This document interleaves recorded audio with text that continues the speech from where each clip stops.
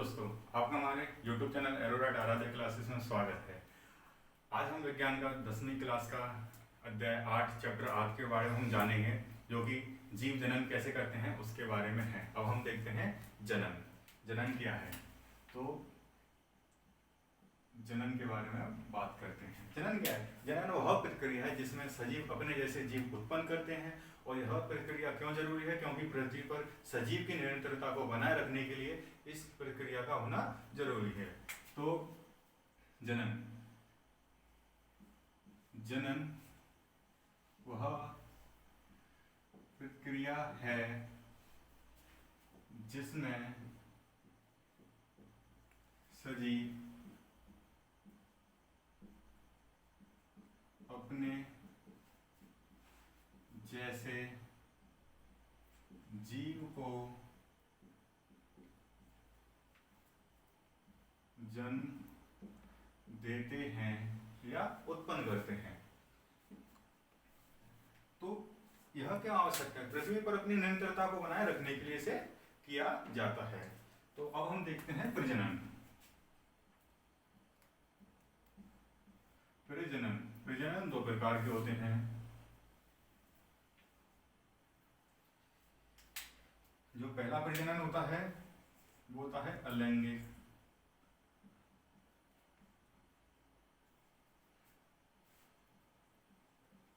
और दूसरा होता है वो होता है लैंगिक प्रजनन।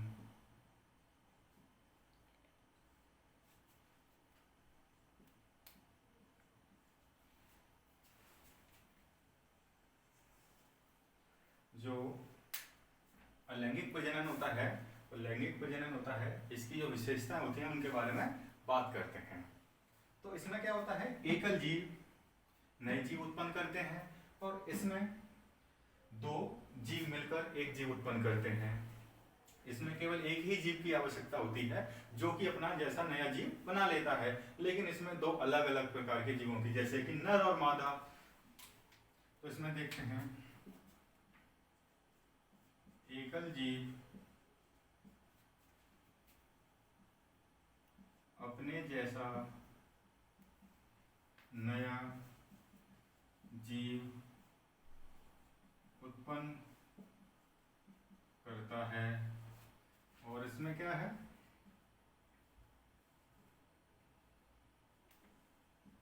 दो एकल जीव, कौन कौन? नर और मादा।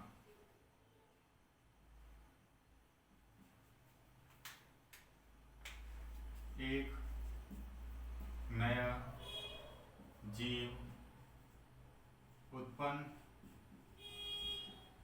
करते हैं। ठीक है ना? इसमें क्या होता है?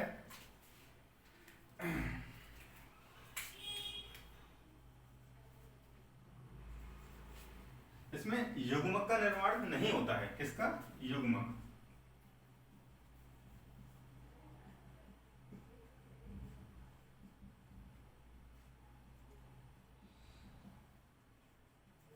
और इसमें युग्मक का निर्माण होता है। कौन सा? नर युग्मक और मादा युग्मक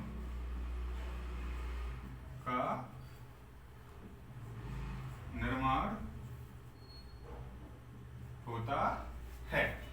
ठीक है ना? तो इसको हम एक बार और देख लेते हैं। जनन जनन क्या है? जनन वह प्रक्रिया है जिसमें सजीव अपने जैसे जीव को उत्पन्न करते हैं। जिसको क्यों किया जाता है? क्योंकि पृथ्वी पर अपनी जैसी सजीव अपनी निरंतरता को बनाए रखने के लिए यह आवश्यक होता है। और प्रजनन दो प्रकार का होता है, अलैंगिक प्रजनन और लैंगिक प्रजनन। जो अलैंगिक प्रजनन है वो एकल जीव अपने आप करता है, और लैंगिक प्रजनन में दो जीव की आवश्यकता होती है, नर और मादा जीव की। इसमें युग्मक का निर्माण नहीं होता है, और इसमें युग्मक का निर्माण होता है।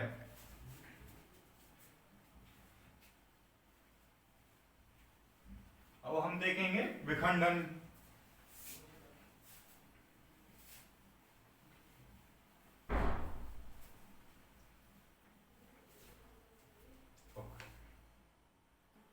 अब हम देखेंगे अलैंगिक जनन की अलैंगिक प्रजनन की विधियां।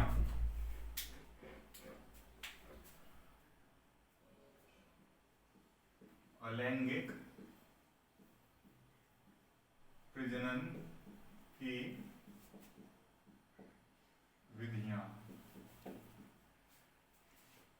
तो अलैंगिक प्रजनन की विधियों के बारे में हम बात करते हैं। तो इसमें क्या होती है, सबसे पहले होती है विखंडन, ठीक है ना।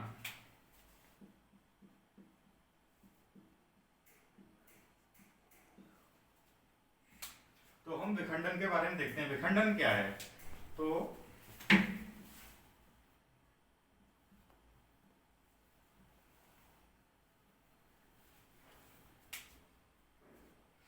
इस प्रक्रम में क्या होता है कि जो कोशिका होती है वो दो या दो से अधिक कोशिकाओं में विभाजित हो जाती है। जो विखंडन है इसमें क्या होता है, इस प्रक्रम में कोशिकाएं दो या दो से अधिक कोशिकाओं में विभाजित हो जाती हैं।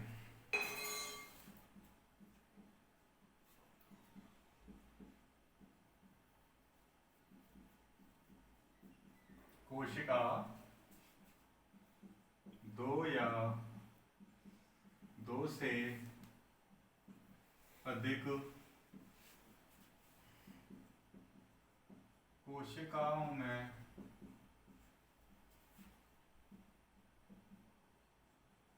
विभाजित हो जाती हैं।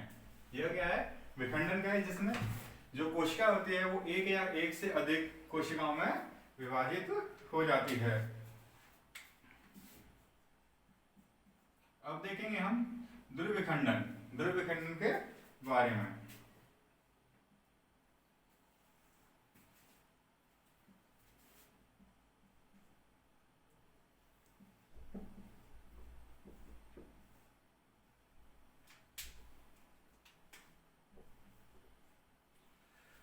द्रुविखंडन क्या होता है, इसमें क्या होता है कि जीव दो कोशिकाओं में, जो जीव होता है वह दो कोशिकाओं में विभाजित हो जाता है। इसमें क्या हो रहा था, इस प्रकरण में कोशिकाएं दो या दो से अधिक कोशिकाओं में विभाजित हो रही थी और इसमें जीव दो कोशिकाओं में विभाजित हो जाता है।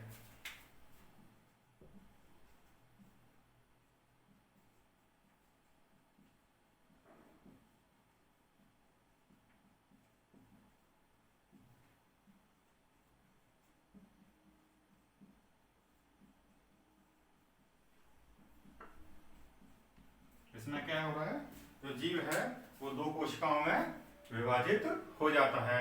तो इसका जो उदाहरण है उसको भी देख लेते हैं। इसका उदाहरण जैसे कि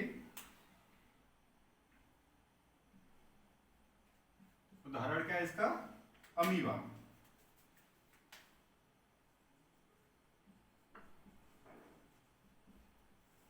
अमीबा क्या इसका उदाहरण है। तो जैसा कि अमीबा को आप जानते हो, इसका स्क्रीनशॉट लेना चाहो तो आप स्क्रीनशॉट ले सकते हो।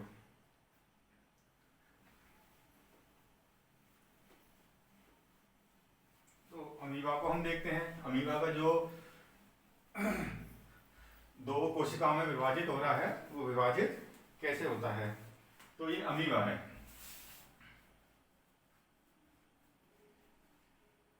अमीबा तो ये धीरे धीरे अपना आगे साइज बढ़ता जाएगा और विखंडन होता जाएगा।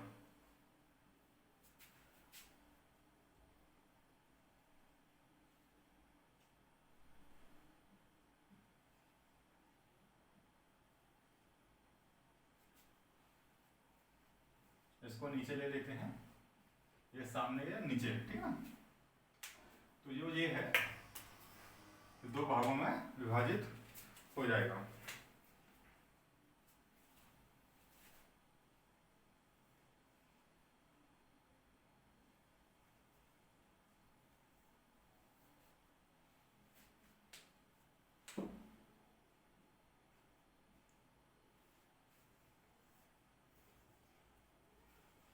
कैसा भी आप बना सकते हो। ये तो डिजाइन है अमीबा की जो कि फैल रहा है और धीरे धीरे दो भागों में विभाजित हो रहा है। इसमें क्या विभाजित हो रहा है, इसमें जीव विभाजित हो रहा है, जो कि एग्जाम्पल है किसका, द्रुविखंडन का अमीबा। अमीबा ऐसे करके विभाजित होता है। इसमें आप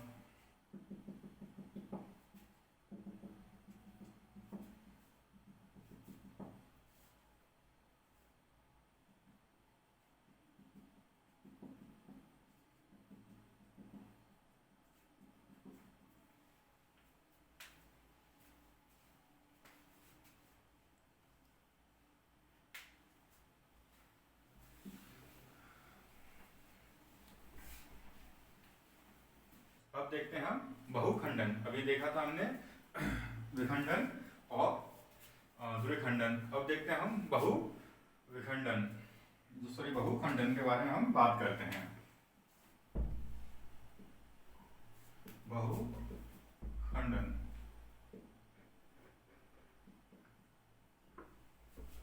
बहुखंडन क्या है? जीव बहुत सारी कोशिकाओं में विभाजित हो जाते हैं, जिसे क्या कहते हैं हम? बहुखंडन कहते हैं। क्या हो रहा है इसमें? जीव बहुत सारी कोशिकाओं में विभाजित हो जाते हैं। इसका जो उदाहरण है वो प्लाज्मोडियम, ठीक है ना। जीव बहुत सारी कोशिकाओं में विभाजित हो जाते हैं, ठीक है ना। उदाहरण के लिए देख लो इसमें,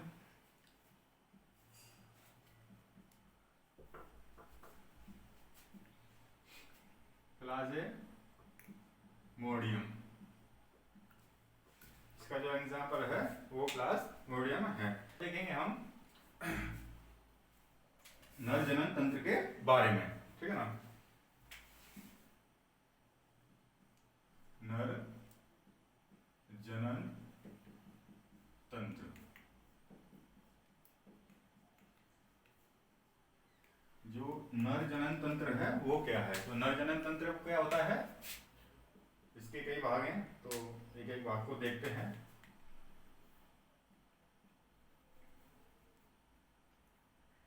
विषण, ये क्या होता है? तो विषण जो होता है वो उदर गुहा के बाहर, किसमें होता है? उदर गुहा के बाहर विषण कोश में उपस्थित होता है।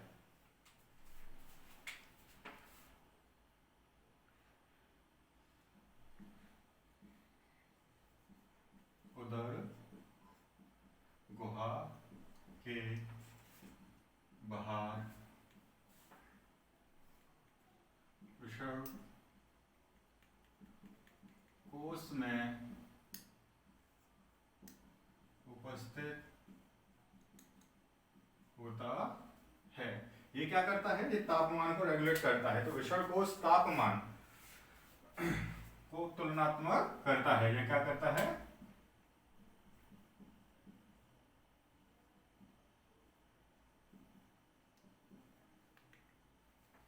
इसको बोल सकते हैं तापमान को तुलनात्मक रूप से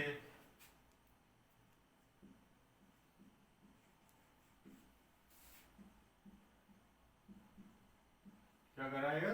तापमान को तुलनात्मक रूप से कम करता है।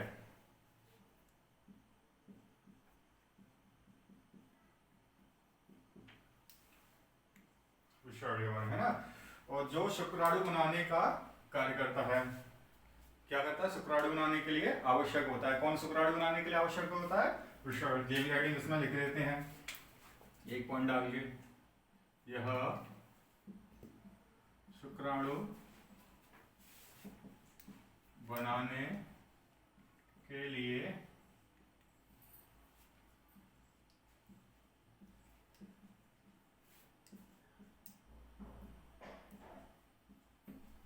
क्या होता है? शुक्राणु बनाने के लिए आवश्यक होता है। और इसमें नरयुग्म, युग्मक, नरयुग्मक क्या होता है? शुक्राणु। क्या होता है इसमें? नरयुग्मक यहीं पर बनता है।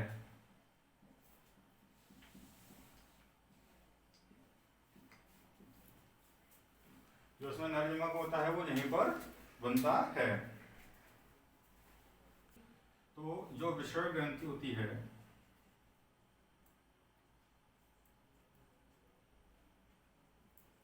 वो क्या करती है? टेस्टोस्टेरोन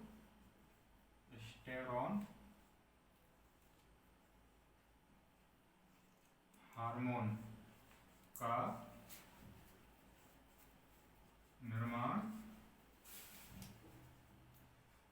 करती है। तो जो टेस्टोस्टेरोन हार्मोन होता है उसके कार्यों के बारे में भी देख लेते हैं। जो टेस्टोस्टेरोन है उसके जो कार्य हैं उसके बारे में देखते हैं। तो टेस्टोस्टेरोन के कार्य, जो टेस्टोस्टेरोन के कार्य हैं वो क्या क्या करते हैं। तो उसका पहला कार्य है वो शुक्राणु उत्पादन का नियंत्रण करता है, और दूसरा कार्य है लड़कों में यौवन जो स्वास्थ्य होता है उसका परिवर्तन करता है। ए और बी। तो ये क्या करता है, शुक्राणु उत्पादन का नियंत्रण करता है।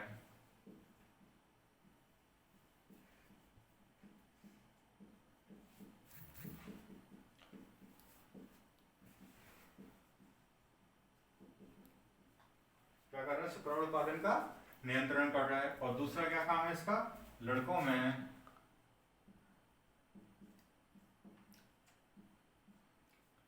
क्या कर रहा है, ये यौवन स्वास्थ्य, जो यौवन स्वास्थ्य होती है, जो एक मैच्योरिटी टाइम होता है उसको,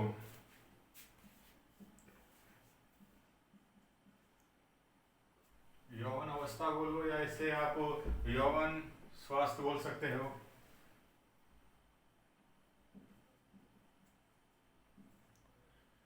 को परिवर्तन करता है।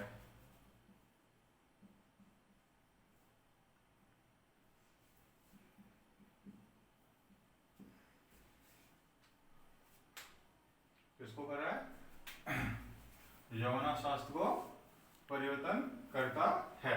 जो शुक्रवाहिनी है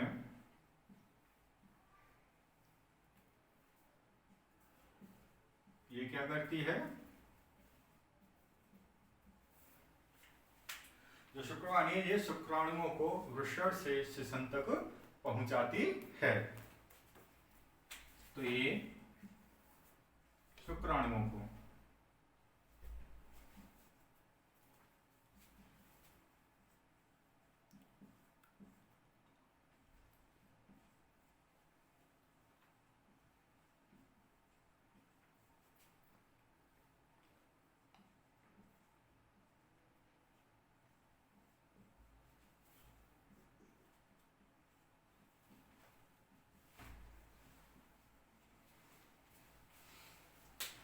ये क्या कर रही है, ये शुक्राणुओं को वृषण से शिशन तक पहुंचा रही है। अब हम देखते हैं मूत्र मार्ग के बारे में, है ना। तो मूत्र मार्ग यह क्या है, यह मूत्र और वीर्य के दोनों को बाहर जाने का एक मार्ग है, एक रास्ता है जिसमें से वीर्य और मूत्र दोनों निकलते हैं। तो यह मूत्र और वीर्य के बाहर जाने का रास्ता है। और इसके जो बाहरी आवरण होता है, इसका जो बाहरी आवरण होता है उसे हम क्या कहते हैं, शिशन कहते हैं। इसे बाहरी आवरण के साथ इसे शिशन कहते हैं। तो हम देखेंगे मादा जनन तंत्र, जैसा कि अभी हमने नर जनन तंत्र के बारे में देखा था जिसमें शुक्राणु, शुक्रवाहिनी, मूत्रमार्ग, मूत्रवाहिनी ये सब कुछ देखा था। अब हम मादा जनन तंत्र के बारे में बात करते हैं। तो मादा जनन तंत्र, मादा जनन तंत्र क्या है इसके बारे में देखते हैं। तो मादा जनन तंत्र में कौन आता है, अंडाशय।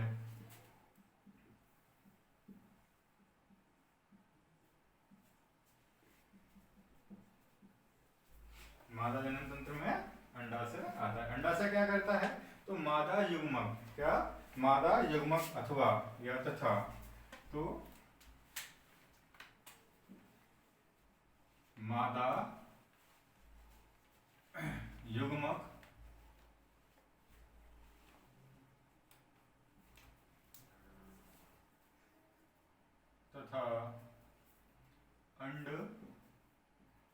कौन? मादा युग्मक तथा अंड कोशिका।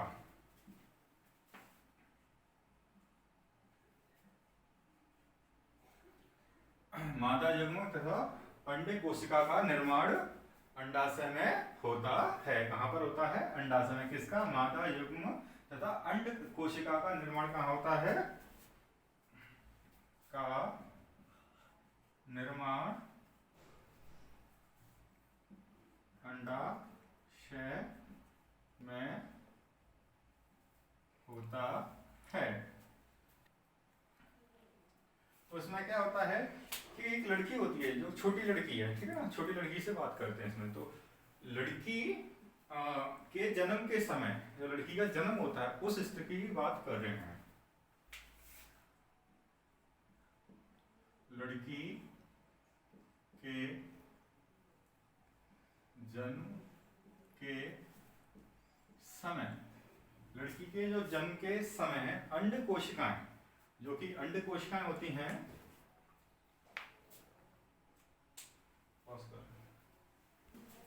तो जो मादा जनन तंत्र था उसमें हमने ये देखा।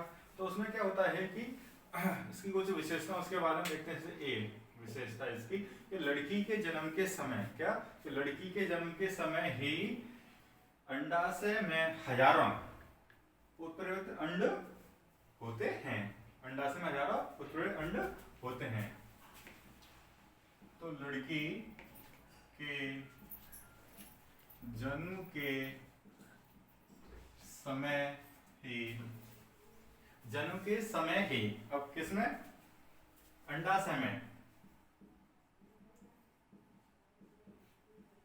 हजारों उप परिपक्व अंड होते हैं। क्या होता है कि दो में से एक अंडाशय द्वारा हर महीने, किसमें? दो में से एक अंडाशय द्वारा हर महीने, दो में से एक अंडाशय द्वारा हर महीने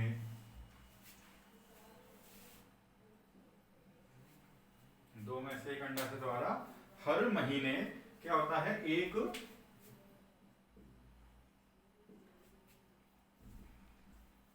परिपक्व अंड का उत्पन्न किया जाता है। परिपक्व क्या होता है? इसमें एक उत्पन्न होता है।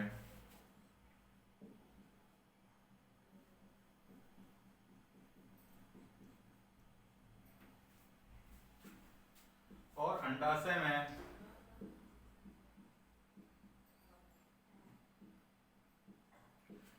क्या होता है? एस्ट्रोजन व प्रोजेस्टेरॉन हार्मोन्स भी उत्पन्न होते हैं। किसमें? अंडाशय में।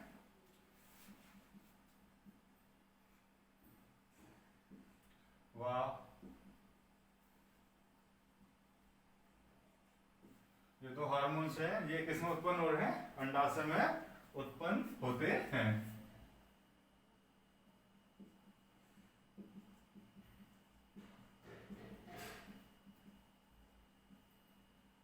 उत्पन्न होते हैं। ये अब तक का देखिए हमने जनन देखा, प्रजनन देखा और नर मादा दोनों के जो भी जनन तंत्र थे उसके बारे में बात की।